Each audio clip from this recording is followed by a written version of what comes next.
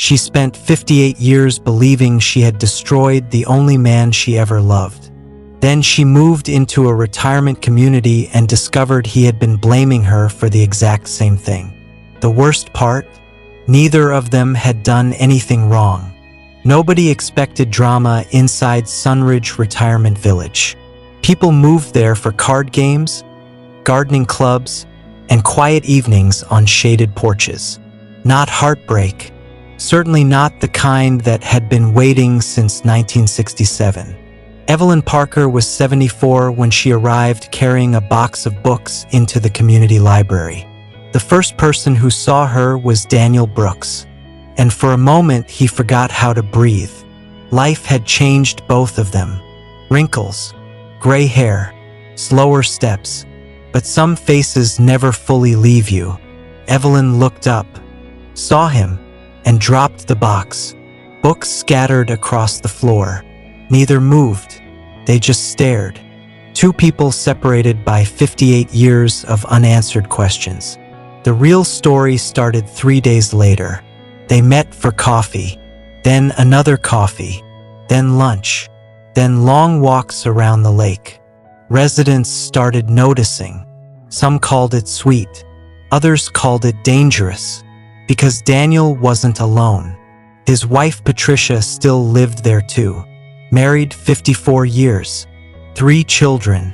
6 grandchildren. A life built together. And yet every morning Daniel seemed eager for only one conversation. One afternoon Patricia finally asked the question everyone else was whispering. Who is she? Daniel looked down into his coffee, then quietly answered, the girl I was supposed to marry. The room went silent. Back in high school, everyone knew Daniel and Evelyn. First love, first kiss, first everything. 2 months before Daniel was deployed to Vietnam, he asked Evelyn to wait for him. She said yes. He carried her photograph overseas. She wore his class ring around her neck. They promised nothing would change. There was just one problem. 3 months later, Evelyn received a letter. It looked like Daniel's handwriting. The letter said he had met someone else, that he didn't love her anymore, that she should move on. So she did, or at least she tried. For 58 years, Evelyn believed Daniel abandoned her.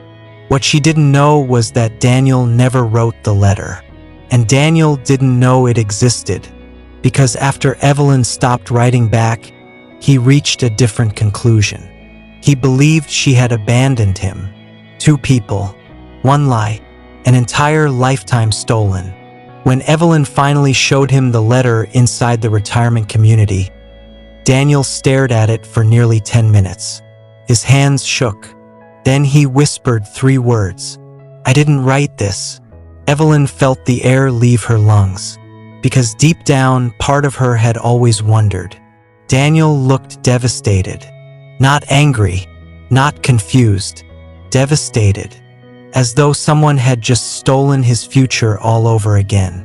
The discovery should have brought them peace. Instead, it made everything worse. Because now there was Patricia. Patricia wasn't cruel. She wasn't manipulative. She wasn't the villain. She was the woman who spent 54 years beside Daniel. The woman who stayed during layoffs, stayed during illnesses, stayed after a stroke left him struggling to walk. She loved him, and everyone knew it, which made the situation unbearable. Some residents sided with Evelyn. Others sided with Patricia. A few blamed Daniel. Nobody agreed. Then Daniel's oldest daughter arrived, and she hated Evelyn immediately. She accused her of destroying a marriage, accused her of manipulating an old man, accused her of reopening wounds that should have stayed buried. Evelyn listened quietly, then said something unexpected. I left him first. The daughter nodded. Exactly. But Evelyn shook her head. No, that's what I thought too. Then she handed her the letter. The daughter's expression changed as she read, because suddenly the story wasn't about cheating or betrayal. or even romance. It was about a lie, a very old lie. A week later, the answer finally appeared.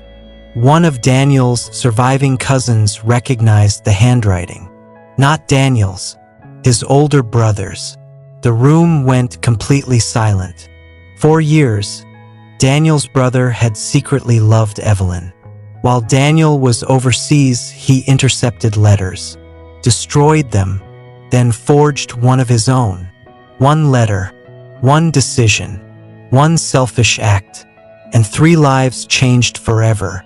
By the time Daniel returned home, the damage was done. The brother died decades earlier, meaning there would never be an apology, never be accountability, never be justice, only consequences.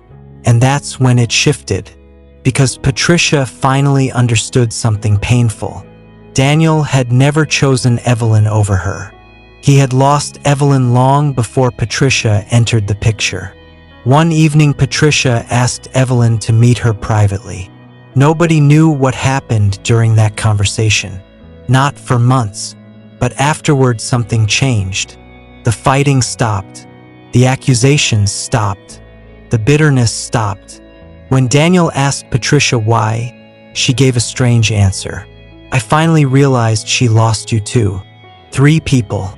3 victims. 1 lie. Months later, Patricia died unexpectedly. And suddenly the situation became even more uncomfortable. Daniel was free. Legally, socially, morally, but his family wasn't. Some believed moving on would dishonor Patricia. Others believed Patricia had already made peace with the past. Holiday dinners became arguments.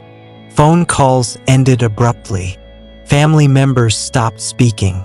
At 78 years old, Daniel asked Evelyn to marry him.